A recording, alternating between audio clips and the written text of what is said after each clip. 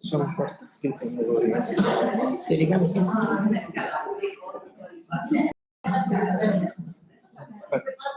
No, questo è l'altro. Esco e ricompaio. E pubblico, no? Cancella se pubblico. È pubblico. Però io non lo vedo.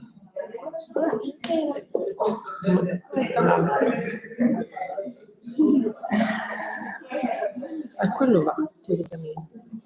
Quello è in diretta. Eccolo, ci siamo. Ci siamo.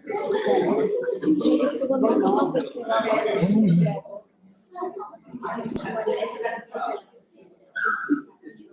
devo partecipare al seminario seminario. L'avete fatto? L'anno scorso, cioè, no, abbiamo fatto il corso, però non c'era, esatto, perché adesso c'è l'arricchimento di Andrea Franco di Diegesta, quindi sono più attivi da Diegesta. L'anno scorso abbiamo fatto quello a corso base. Esatto. Andrea Bianco di Diegesta.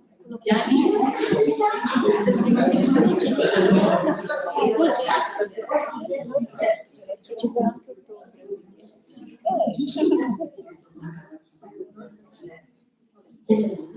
Poi iniziamo.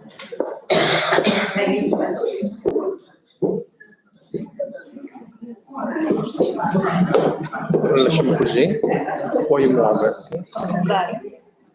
E poi faccio una. Sì, Appena finisco. cambiare il titolo se riusciamo. Ma che da modificare.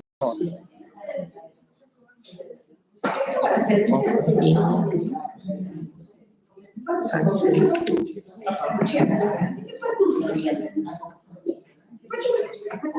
And Italic, Etruscan and Italic.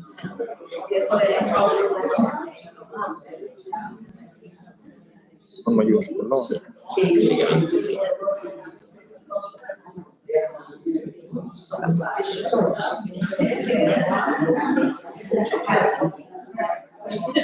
Fai parte del mondo.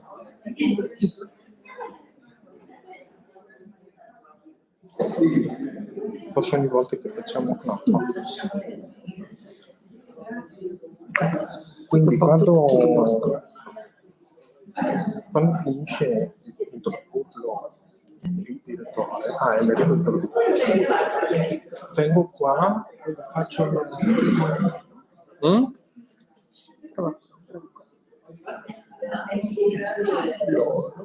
non adesso. Fai schermo interno, così, sempre grandi. Ma prima prima vengo qua. No, penso di no.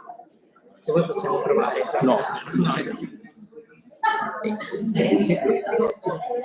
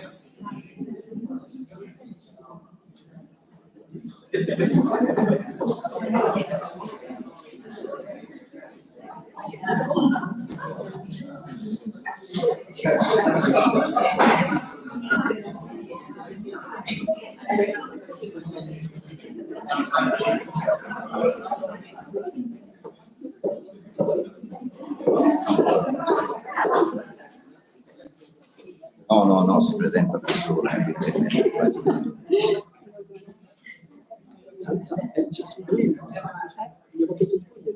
Qua, non ho le auto. Cominci in greco. Comincio in greco, ma 2 parole.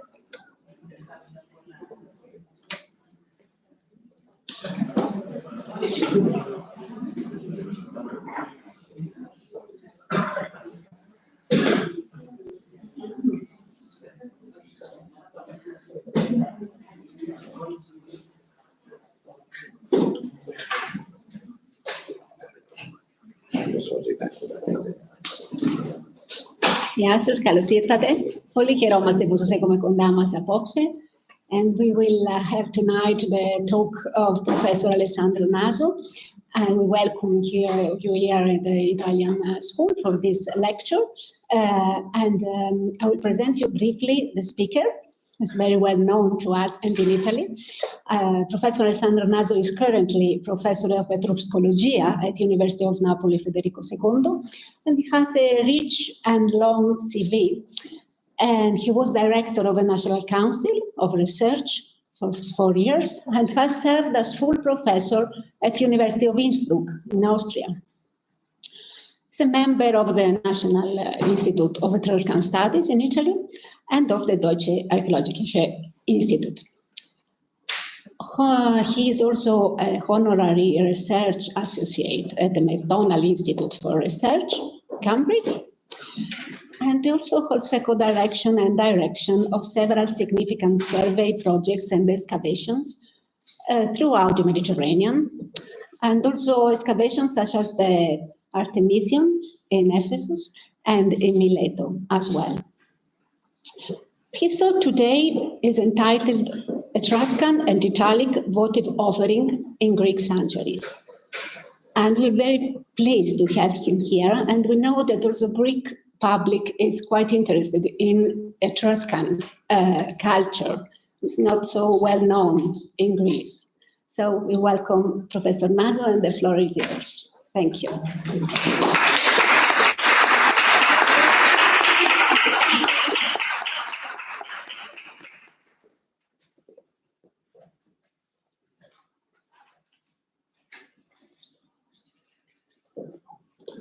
Un attimo che lo attivo.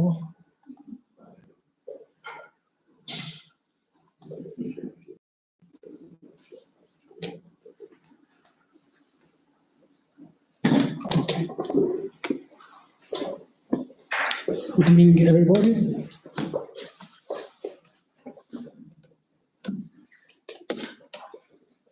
Firstly, I wish to thank the director of the Italian School of Archaeology at Athens, Professor Noel Papi, for the kind invitation and for the great honor he bestowed upon me by asking me to give a lecture at the school.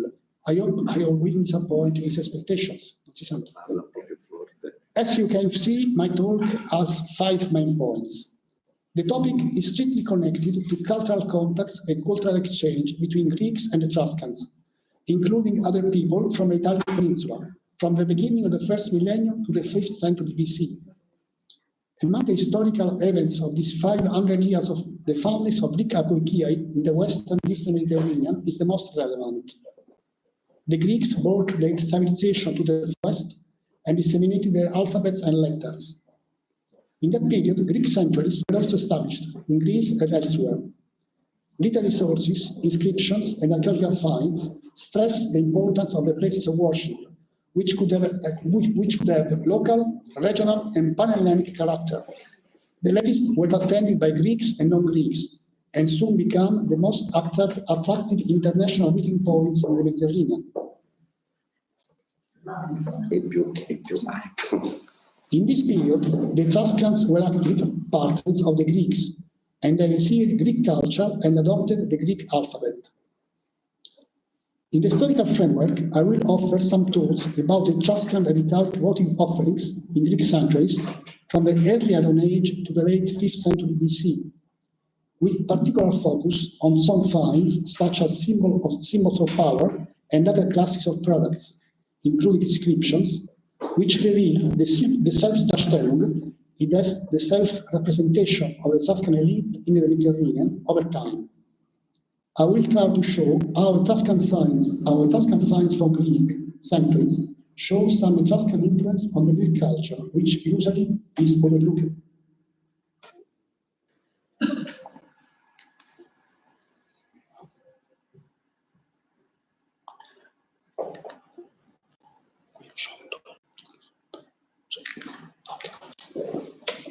Christoph Wolff's recipe analysis of cultural contacts among various groups designed to identify characteristic features that have been applied to a reference model is an important theoretical basis for the topic in question. One of Wolff's important conclusions is that cultural contact tends to be reciprocal. The development of cultural contact anticipates that alongside the flow of elements from a sender group to a receiving group, there seeks a reciprocal return of flow or response flow in which the recipient becomes the transmitter. The substantial collection of free Roman archaeological materials found in Greece, which includes at least 260 objects in bronze and 150 in ceramic and other materials, dates back to the period from the late Bronze Age to 5th century BC. So, most of the pieces came from Etruria. The collection also includes weapons and personal ornaments associated with other regions of ancient Italy and Sicily. The vast majority came from places of worship. The sanctuary of Zeus at Olympia stands out with at least 149 metal artifacts, or just over half the collection documented from the Greek world. Although specific numbers should always be treated with caution, there are conservative numbers, certainly rounded down, as is the case for each category of objects found in the sanctuary. During the long history of research at Olympia, the finds have been scattered throughout numerous storage facilities, and it is often difficult to verify all the references regarding past discoveries. This inverse time identification and the identification of non-contiguous fragments belonging to the same object. Helmets are a case in point. Research carried out by Heide Friedinghaus estimated a total of 860 units. However, Thomas Furling recollected only 533 a few years before.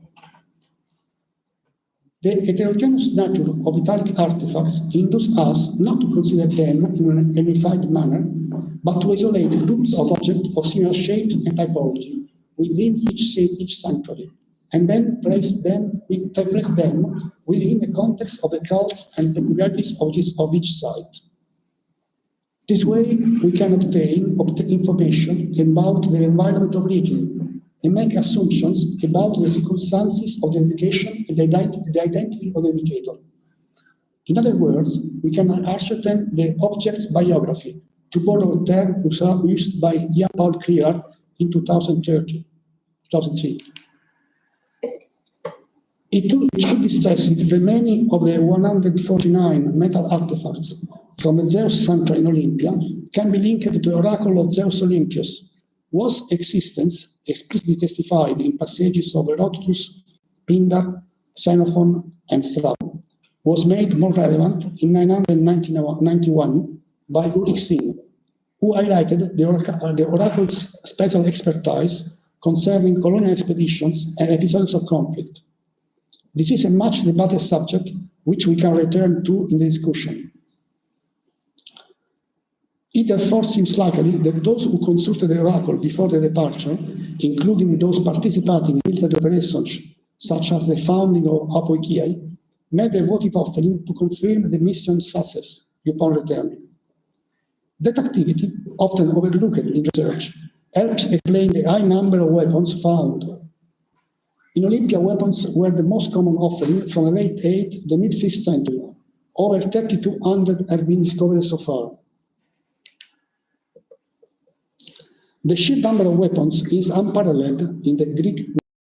There is no comparison in any other Greek sanctuary.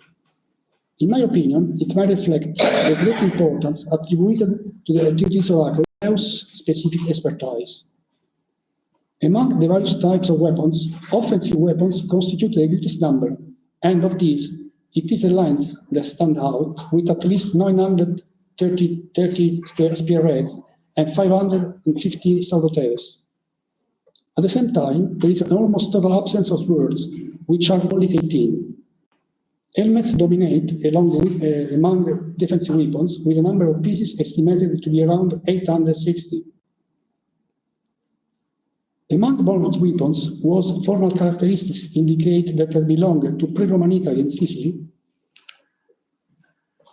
there are at least 22 lances, 4 helmets, 70 shields, and 1 glaive. The number can be increased with 2 axes, if you consider these tools as weapons. The high number of Etruscan and Italic and Sicilian spare raids reflects the general trends observed for the dedication of arms at Olympia. In any case, the Italic ornaments and accessories are the most highly represented type of artifacts found at this site, including at least 58 pieces, fibulae, pendants, belts, and jewelry, followed by offensive and defensive weapons, which total at least 44, in addition to 31 bronze vessels, 12 tools, and other objects, including even a cultic cart. Among the earliest artifacts found in Greece, some stand out for their great antiquity. This may belong to an area earlier than the foundation of the Greek colonies on the Italic peninsula, and consequently they may prefigure different relationships from those so far considered. In any case, the conditional may is still necessary, because while the pieces are datable with certainty, they are of uncertain origin, and those whose origin is not in doubt have only a very approximate dating.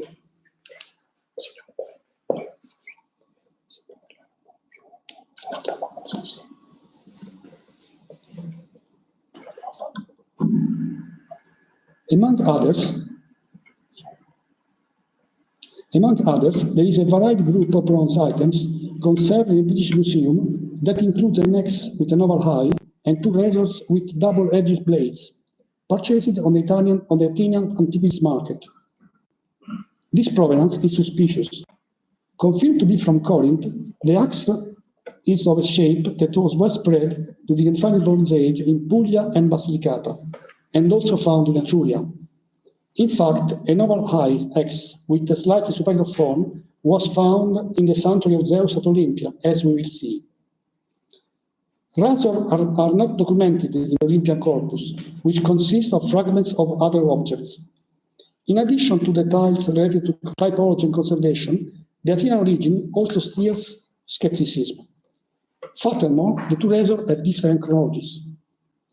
That they were acquired in Athens is not a guarantee of provenance, since both Emily Richardson Hill and Daphne Williams documented that some Etruscan and Italic objects were discovered in Italy and then purchased in the 19th century in Naples or in Rome by antiquarians who sought them to increase the artifacts retail value by reselling them within the Athenian antiquity markets as artifacts of local origin.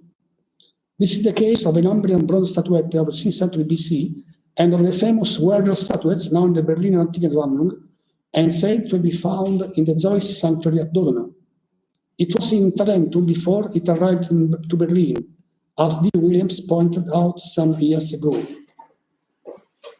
Alongside the findings of uncertain origin, there are a number of items whose origin has been ascertained that belongs to typologies and form that may also predate Greek colonization in Italy, specifically fibulae from southern Italy and Sicily. One with a symbol bow arc and a catch plate, already repaid in antiquity, stand out. It belongs to the date type identified by Fulvia Lo Schiavo. Made in Sicily and known through a few samples, it dates to the archaic period of the Pantalica II phase in the final Bronze Age III, still in the 10th century BC. The question related to the old chronology of this fibula and the date of its arrival in Greece can be extended to more bronze fibulae from Sicily dating back to the final Bronze Age, which we found in Greece, namely 2 pieces from the Keramakos cemetery at Athens and the sanctuary of Analimenia at Perachora. The question thus is whether or not the small group of fibulae a proof of very early relationships between Sicily and Greece. The answer is closely connected to the study of the origin and the beginning of the cult in future Greek sanctuaries, in sites such as Olympia, Aegina, and Isthmus. All of this remains an open question. Here I wish to stress that fibulae in the sanctuaries are the last remains of votive offerings of textiles, probably to connect to female offerers. I prefer to avoid examination of the large topic connected to the votive offerings of fibulae and to the mobility of women, which has been discussed by few scholars, such as Tamar Odos. Further fibulae from the sanctuary of Zeus at Olympia belong to types elaborated in southern Italy or Sicily in the second half of the 9th century BC. I refer here to the spectacle fibula, which may be composed by 2 pairs or more of spirals, and to the characteristic 2-eyed serpentine Sicilian fibulae, which in Olympia are present in at least 30 examples. Also recently identified in the old style of the sanctuaries of Zeus, the Pelopion, a solid disc catch plate with engraved swastikas is thought that remains of a fibula that can be dated at least as far back as the 8th century BC. It is comparable to similar items from Ponte Cagnano and Sala Consilina in southern Campania. Among offensive weapons, an antenna sword from the Iron of Samos sanctuary is worthy of mention, also dating back to the early Iron Age. The distribution area of antenna sword in Italy has recently included specimens from the Tyrrhenian coast of Calabria, leading us to consider this region as one of the possible areas of origin of the Samos word, and enriching the general distribution map of these weapons. The oval Ajax from Olympia, of Gianluigi Carancini Crichis type, corresponded to a shape that was widespread during the early Iron Age from the 9th century BC in Puglia, Basilicata, Calabria, and Campania. Some specimens occur in Sicily in the order of Bendolito di Adrano and are among the earliest objects of that complex, which was closed in the first half of the 7th century BC. Naturally, the proposed timeline in the 9th century BC refers to the egg's production and not to when it arrived in Olympia, as unfortunately we don't have any information regarding the context of discovery. In any case, we must reiterate the relevance of objects involved in southern Italy prior to colonization. Cristiano Iaia and other scholars have pointed out that the axis had a multifaceted nature as weapons, work tools, and representative elements. We have no clues to identify the people who offered this object in the Greek sanctuaries or the biographies of the objects. While personal ornaments generally reflect the identity of the wearer, it seems preferable to consider weapons as spoils of war. However, the two razor, whose contexts are completely unknown, cannot be included in this framework because we don't have similar comparanda. That absence constitutes a further reason to question whether Greece is their place of origin.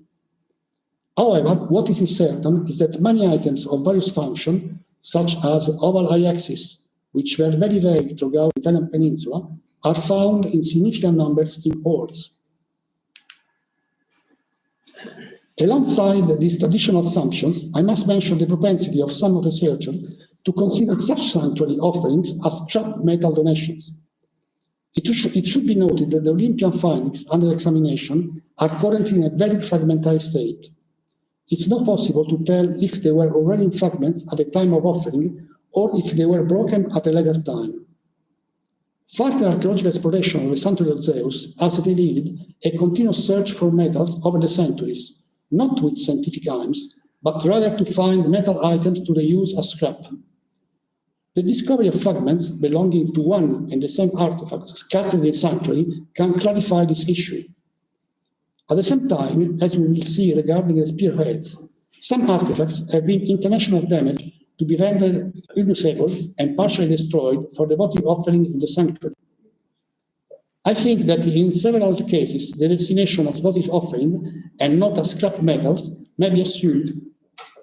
In my opinion, both situations are possible. It depends on the study of specific objects and their functions. With the exception of the Olympian disc catch plate that belongs to the mid-late 8th century, the above-mentioned artifacts seem to belong to the period when contacts between the Western and Eastern Mediterranean, which had come to a standstill at the end of the 2nd millennium BC, were largely resumed, according to general consensus, around the mid-9th century BC. This chronology suggests that relations between the Italian peninsula and Greece may have begun before the foundation of the Apoikia in southern Italy and Sicily, as John Boardman and other scholars indicated. I turn now to the most representative class of finds at Olympia, the weapons. Several spearheads with holes at the hell date to the late 8th or the 7th century. These are similar in design to the type of spearheads found throughout southern Italy and Sicily, which can be differentiated from each other based on past significant finds. To the examples, I draw attention to the type of spearheads found in the necropolis of Torre Galli in Calabria and in the Mendolito hoard from Adrano in Sicily. It seems reasonable, then, that spearheads of this shape found in Greece can be attributed to certain regions of southern Italy and Sicily. 7 complete and 22 fragment examples of Italic spearheads with holes at the base have been found in the Zeus sanctuary at Olympia, and at least 4 in the sanctuary of Apollo at Delphi. It is worth noting that effort made to damage the weapons. A big spearhead from Olympia, probably made in Sicily, has been cut several times on the sides with tongs and then folded by a blacksmith on fire. Individual spearheads dating to the 8th century have also been identified at that sanctuary of Apollo at Corona at Messenia, at the cult site at Ismia Ilisna, the later sanctuary of Poseidon, at the temple of Athena Lindia of Rhodes, and the Lion of Samos, still unpublished. Similar discoveries have been made also in Western Greek apoikiai. Paul Orsi found a hoard, including a Greek object and a Greek bronze spearhead, under the Athenaeum of Syracuse. These have been attributed not to the indigenous settlement, but to the Greek colony. Similar remains found in Greece have been considered as spoils of war, taken from the Italian people by Greek colonists during the inevitable clashes provoked by the establishment of settlements on the coast of southern Italy and Sicily. Remembering Thucydides's comments about the clashes between Greeks and natives during the foundation of cities in Syracuse and Leontinoi, one can look for similar clashes in other Greek colonies in southern Italy. Archaeological exploration have revealed the remains of indigenous settlements prior to the Greek colonies, at least in the Pizzefini and Locris on the Ionian coast of Calabria and on Cumae on the Tyrrhenian coast of Campania. According to traditional interpretations, these settlements were abandoned in conjunction with the foundation of the Greek apoikiai.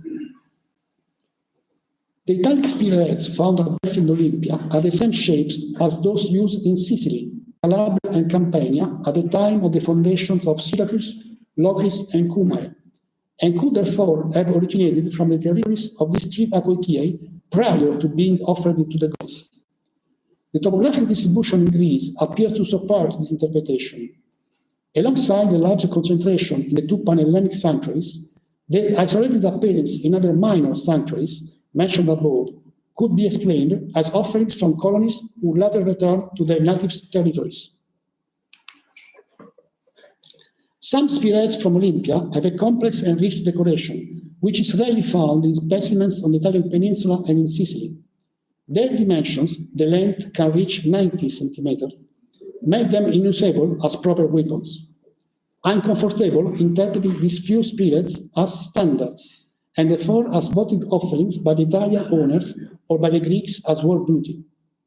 Both are possibilities. Helmets play a special role in Olympia, as they are the largest group of weapons offered to Zeus over time. 2 bronze shirts or crescent helmets were offered at the sanctuary of Apollo at Delphi and the sanctuary of Zeus at Olympia. In the 70s, after much work in Olympia, Klaus Kilian went to Delphi and identified the shirt, which he suggested belongs to an Iron Age crescent helmet from Etruria. Then he went back into the storeroom at Olympia to find an Olympian counterpart of the Delphian exemplar. As of archaeologists who searched properly for materials, he found it. The crescent helmets were developed in Etruria in the 8th century BC, so I believe the 2 fragments prove our understanding of the early relationships between the Greek sanctuaries and Etruria. I must emphasize there that although the fragments from Olympia belongs with certainty to an helmet, I'm not sure about the shirt from Olympia. It has no original sides and has a common ornament consisting of large and small bosses, Punkt und Bunker technique, according to Gero von Meyert. Such decoration can be found on bronze sheets items from Etruria, all belonging to equipment of rank warriors, including a sword, scabbard, which is very like Olympia, a cultic card, which is identified at Olympia, and a flask, not represented at Olympia. It is well known that in antiquity there was competition between the two main Panhellenic sanctuaries. Thanks to Kilian's identification, it appeared the competition plays a major role in modern times too. What motivation should one consider for the offering of these items from the Italian peninsula? Is all the votive war beauty offered by Greeks? It's impossible to review here all the classes of Etruscan and Italic votive offerings in Greek sanctuaries, but I want to stress how wide their range is. Some objects, especially weapons, can be seen as war booty taken during clashes and then offered to Zeus and other deities. This is the case, for instance, of the Italic shields, which in Olympia are reported to be found alongside the walls of a stadium, often reconstructed as resting on wooden posts. One can imagine this post similar to the tropaia, erected by the winners on the battlefields with the weapons of the enemy. Several shards of bronze helmets belonging to Italic shields from Samos and from Olympia show square holes, which are the traces of the nails used to fix the weapons on the post. Ancient literary sources state that many foreigners also donated votive offerings in Greek Panhellenic sanctuaries. I will discuss the case of the king Arimnestos of Etruria in a few moments. In this light, it seems important to recall the international character assumed by numerous Greek places of worship, particularly by the Panhellenic sanctuaries of Apollo at Delphi and Zeus at Olympia, where, in the 7th century BC, Near Eastern monarchs donated votive offerings. According to Herodotus, after he took Cadidis in Syria, the pharaoh Necho II dedicated, I quote, the clothes he had worn in these battles to Branchide to Miletus and to Apollo, end quote. This internationalism acquired through the widespread popularity of oracular consultations at these sanctuaries must have been sufficient to convince Etruscan elites to emulate Greeks and not Greeks by presenting rich votive offerings in the style of Croesus. For Etruscan, this dynamic process lasted several generations and culminated in the 5th century BC with the building of the Thesauroi of the prominent Etruscan cities of Cere and Spina in the sanctuary of Apollo at Delphi.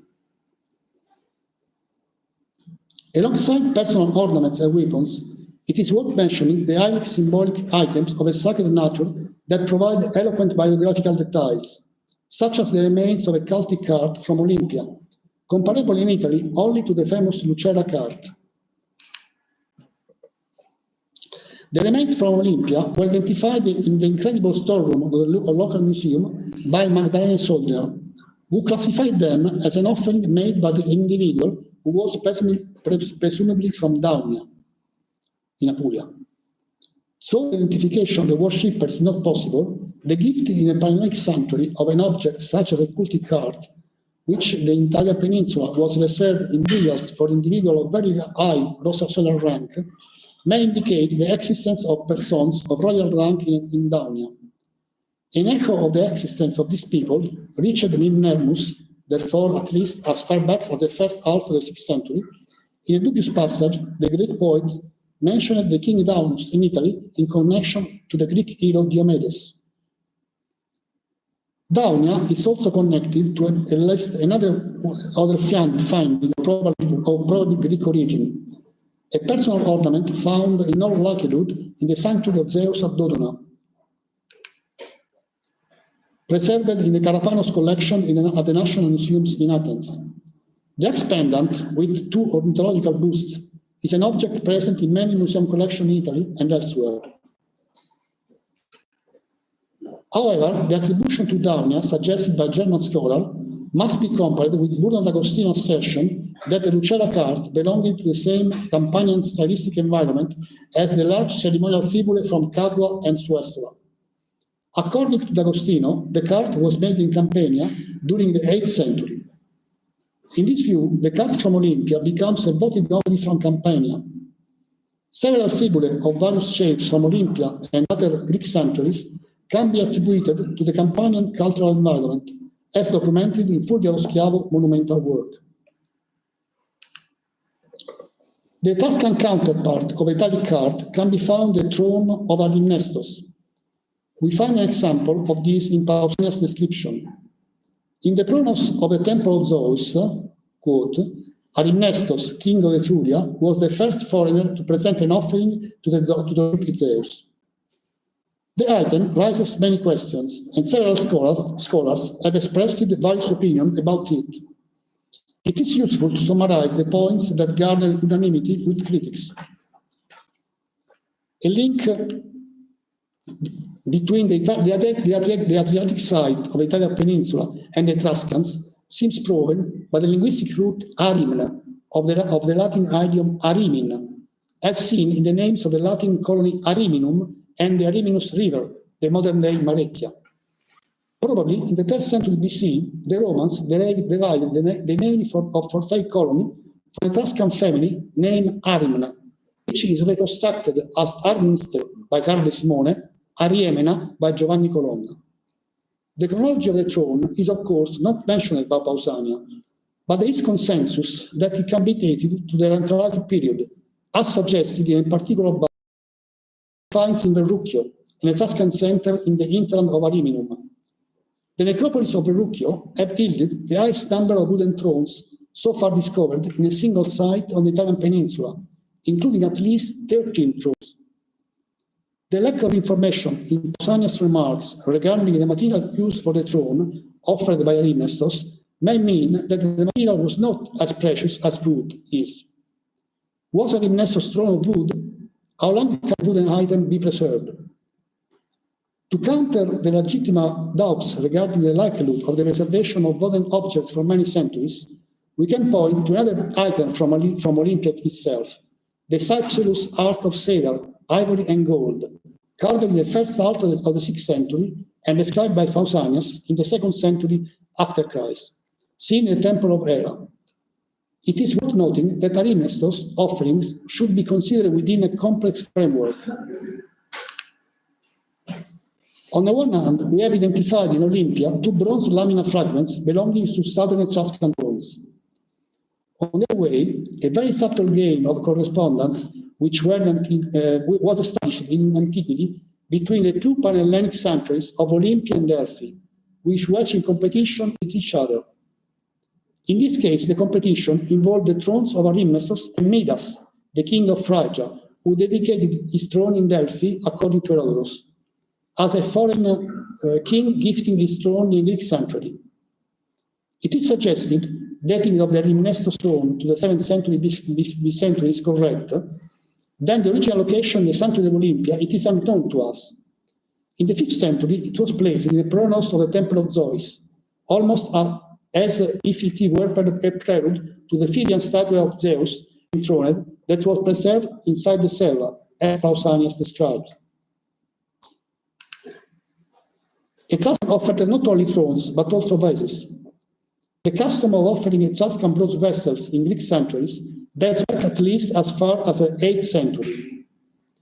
4 bronze vase handles, including 1 pair and 2 separate pieces, have been found at Olympia. The characteristic polygonal section of tapered head rivets are relevant to at least 3 big conical amphora, published and unpublished finds. These 3 bronze vessels in the sanctuary of Zeus add to the later records of bronze Etruscan vases found at Olympia and elsewhere. The large Vetulonian footed basins from Olympia and from the region of Samos, the ribbed bowls from Olympia and Crete, the tribal from Peracora, and the pale ram basins found in Olympia, Argos, Peracora, Corfu, and Claros. Bronze handles, probably belonging to coated cistae from Prima Italy, are also found at Olympia. The Vetulonia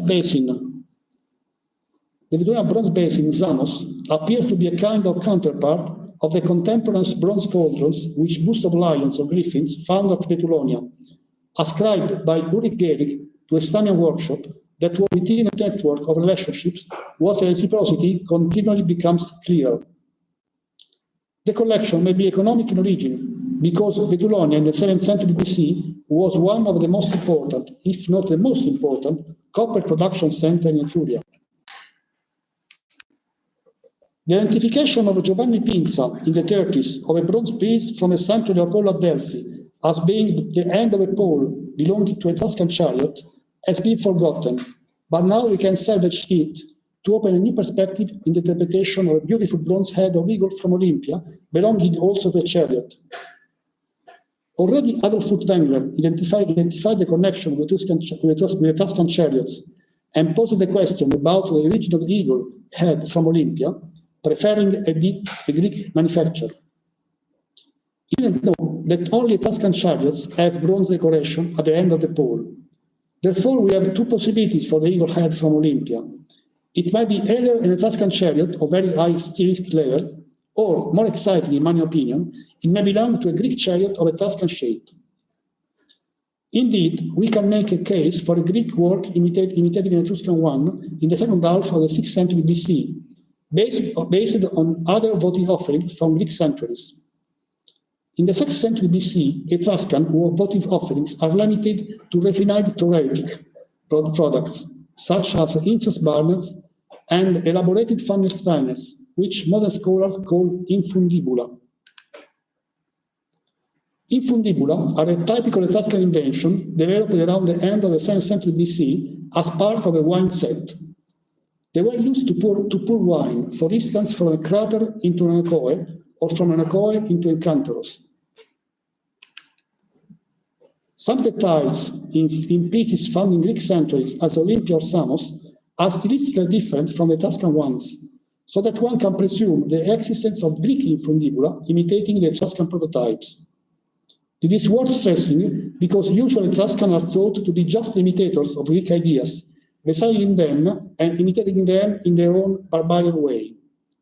So we can conclude that also the cultivated Greeks received something from the barbarian Etruscans.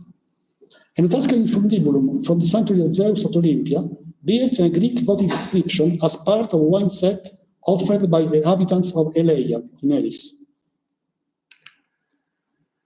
In the second half of the 6th century BC, the Etruscan funnel strainers were very popular all over the Mediterranean, becoming the most widespread Etruscan bronze object, from Spain to the northern shore of the Black Sea, from Switzerland to North Africa, with an highest concentration in the Italic peninsula. These objects reflect the popularity of luxury Tyrrhenian craftsmanship within Greek aristocracy, as confirmed by several references to Terrinoi Philotechnoi in Greek literature of the classical period.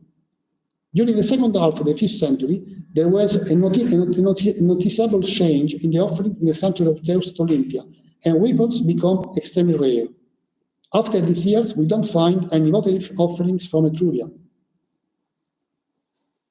The Etruscan and Italic finds in the Greek sanctuaries reflect different historical moments and various types of relationships, particularly for the diachronic perspective and the long chronology, 9th-5th century BC.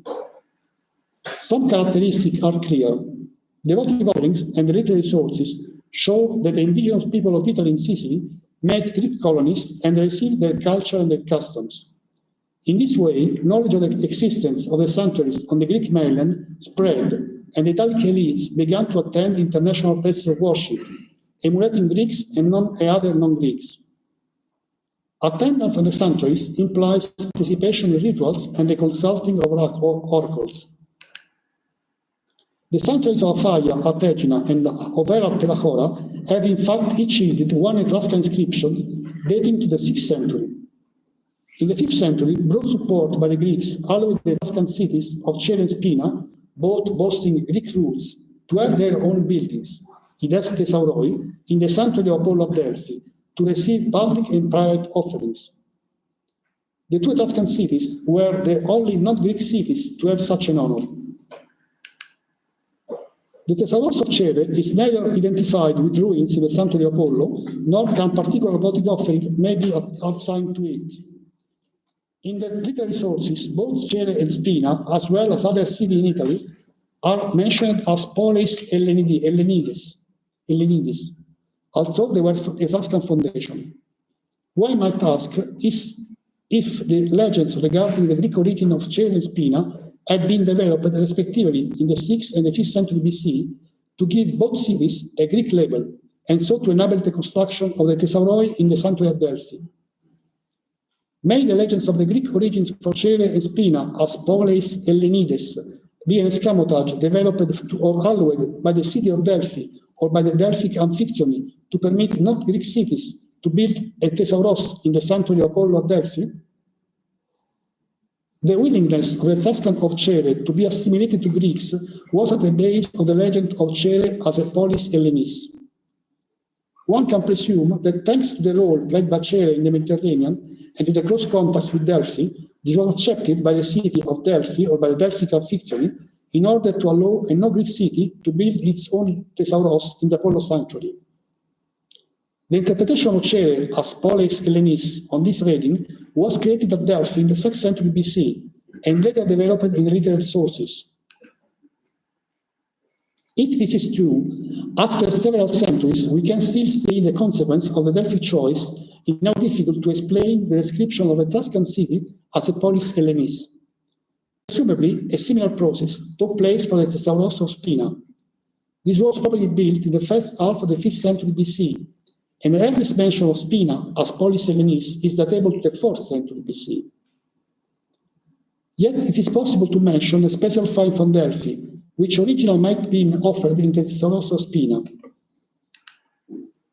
I refer here to two small bronze revetments, originally belonging to the feet of a wooden building stool, which has been found in one of the two Fosses de Lea explored by French scholars along the Sacra Via in the sanctuary of Apollo at Delphi. The find context is exceptional because, among other items, the three famous Chryselephantine statues of the Delphi Triad were found in the Fosse de Lea.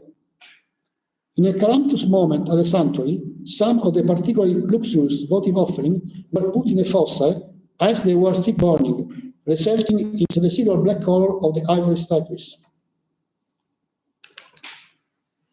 Returning to the folding stools, which are often reproduced in Etruscan tomb painting, in Etruria they had a specific meaning as attributes of magistrates. With the same function as for the Etruscan symbol of authority, like the double axe, they were adopted by Romans in the Sella Curulis. Some particularly rich Etruscan examples are known, for example, two in ivory. Although a general model was adopted in Etruria, there is a little difference among the folding stool from Cere, Tarquinia, Vulci, and Bologna. In Cere, the bronze revetments of the feet take the shape of animal paws. In Tarquinia, they are flat. In Vulci, a double ring runs all around them. The folding stool from Bologna, which are slightly later than the others, had a particular small palmette on the top, which may be reconstructed in the Delphic example. In my opinion, the bronze revetment for Delphi belonged to an Etruscan wooden folding stool, which was offered in Thesauros of Spina by a North Etruscan magistrate in the first half of the 5th century.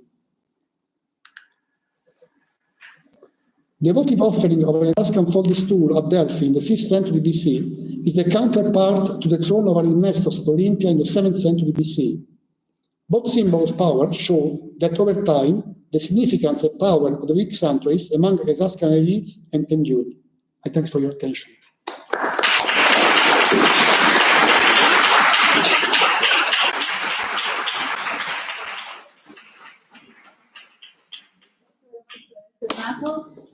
And so we have some time for questions, issues that arose from the talk. So interesting objects with interesting names.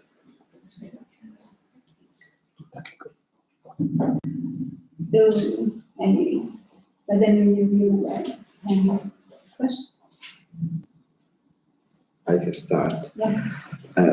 What do you think about the way the old stuff in the geometric period arrived in Greece, from Sicily and southern Italy? Come c'è arrivata la roba più antica? I mean, perhaps it was written back it was the Greek coming back that brought this finding from Italy to Greece. It was not an Etruscan or Italic initiative. I mean, it's written words, and there are the fibula a lot of complicated question, because there is also in Greece some fibulae that are imitation of Italic models, as Klaus Kilian revealed already in the last century. And that's So the fibulae you show. These fibulae are Italic. Are Italic. But there are a lot of material. There is Italic imitation. For us, I know the materials for my latest that is still unpublished. And in this case, first all the fibulae seem to be an imitation of Italic models, Greek imitation of Italic models. But it's so there was an Italic way of life to imitate in the maybe. geometric period in Greece. Maybe. And the weapons? The weapons, in my opinion, are first all are booty war. The Greek, before the colonization. But before the colonization is it's a very complicated question, because as I said, I tried to say, you have a lot of items that are of not sure the chronology, and you have the boots or the weapons of sure chronology. You have no a sure find spot. It's a big chaos. And the weapons, Olympia is the best way to study these weapons. And now it's very useful to have this idea of scrap metals, because if you accept the idea of scrap metals, you have no problems. Of course, you can say it's all scrap metals. They dedicated scrap metals, and therefore, but when it comes, and it's no important. But it's in my opinion, it can be sure for little sanctuaries, but for big sanctuaries as Olympia, I don't know if it runs, if it functions, this explanation. Questions? I do have one. If it's okay, yes, I do have. Oh, sure. Yes. Are we still online? Yes. Okay. I just wanted to ask. We saw many objects of different kind of, and I was wondering, behind this multiplicity of objects circulating to the Mediterranean, Central and Eastern Mediterranean, at what extent can we see the role of the Mediterranean and multi-ethnic elite that move through the Mediterranean, settling themselves in some areas, but also circulating objects and running this luxury object market?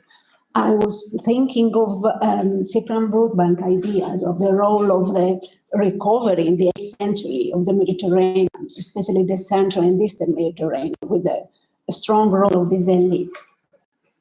Thank you. Yeah, that's the theory of the called networks. But I'm not very convinced of this idea. I have to say, for many reasons. Firstly, we have to think that Olympia in 8th century was not the Olympia we know in later times. It was just a regional worship place, and the weapons in Olympia are the most conspicuous group or nucleus of the Italic weapons. In Olympia are the most conspicuous group of objects in this date. Therefore, I mean, it's very, very easy to connect them to the Greek foundations, to the Greek Apollokia in Italy. And about this circulating idea for networks, I have the impression that it's a modern idea, a very modern idea, because we know just a little part of the entire corpus of material, And what we see, we have to take with very cautious, because for instance, there is this, and the idea is always much more complicated than our ideas. For instance, there is this little Egyptian statuette, which marble, which was found on the art market, and according to some Turkish scholars, it has been found in Priene, in a sanctuary in Priene. And this statuette has a Greek inscriptions, and the statuette is Egyptian, and found in Ionian, and probably the inscription is the dedication of a Greek soldier that bought the statuette in Egypt. It's a Carian soldier. Therefore, it's a very complicated pattern, and without this inscription, we have no idea of the biography of this statuette. Therefore, we have to do a most very cautious to keep some. What about the record of urban sanctuaries? Do you have any idea of, let's say, the sanctuary of Apollo in Eritrea or whatever? But I have just very few materials, because so for me it's very important to give a role to the Tuscans, because of course we know that the Tuscans, according to a lot of tradition, when I studied in Germany, I started this research in Germany in Tübingen, and when I spoke with a Tuscan colleague, with German colleagues, they said always, but there is also all Greek roots. Maybe the Tuscan are not a role. And for me, I have this as a little Italian. I have, of course, this idea to promote the Etruscan presence. Okay. Thank you. Please. Do you think that the Etruscan themselves were the ancestors of all these objects in the Greek sanctuaries? The fragment of of course. Carpo did not testify that of course. They took part of the inscription Egina is important because it proves that the Etruscan were part of the cults, not only the offerers who give the objects, because just the participant of the cult can give an offering, if I'm right. I mean, for some objects, it can be presumed that the Etruscan were offerers, particularly for the late object in the 5th and in the 6th and 5th century BC. For the 7th century object, there is the possibilities are more. It depends from the object and from the worship place. I mean, it's very difficult for me to give a general answer, because you have to think each place and each offering, about each other offering. Of course, in categories, not single offerings. Any other question? Ideas? Suggestions for further? I can show something exceptional that I don't can publish, but it's a quite exceptional find. It was found in Olympia. It's a casual find, and it was found in the river.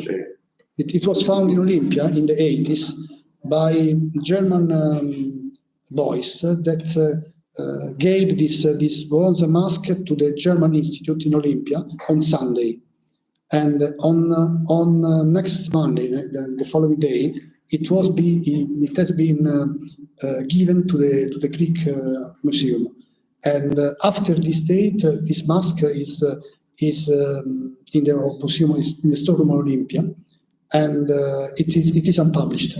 It's a mask or an applique? It's a mask. It's 20 centimeters.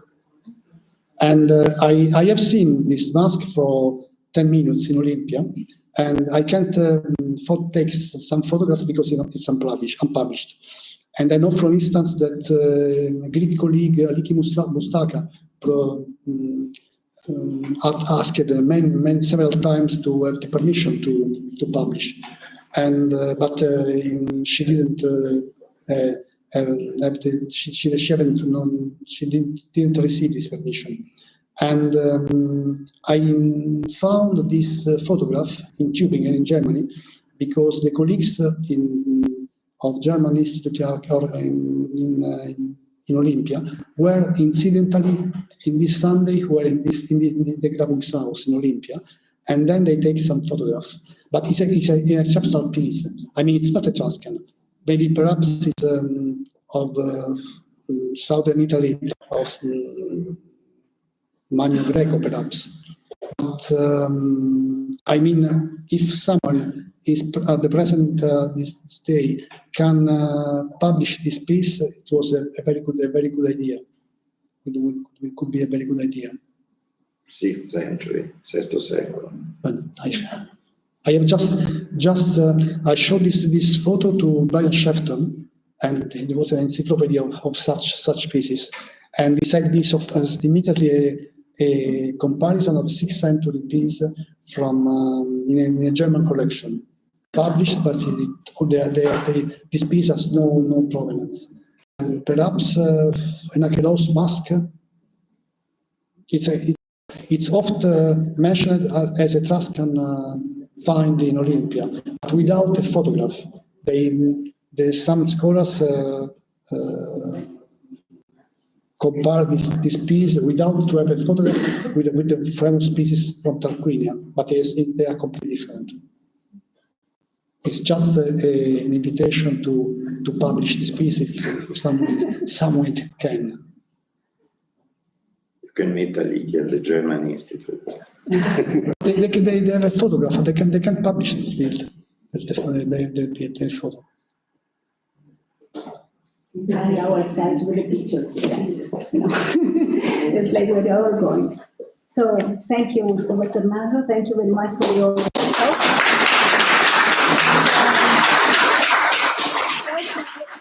Unfortunately, we won't be able today to offer you a drink here outside because most of us are moving to the German Institute because after we planned our talk, they just planned their events. So in order not to create problems, we will, half of us at least, move to the German Institute. But it was a pleasure to have you with us. And of course, we will welcome you to our open meeting in a week. So we'll be here and then we can offer you a proper hospitality. Thank you.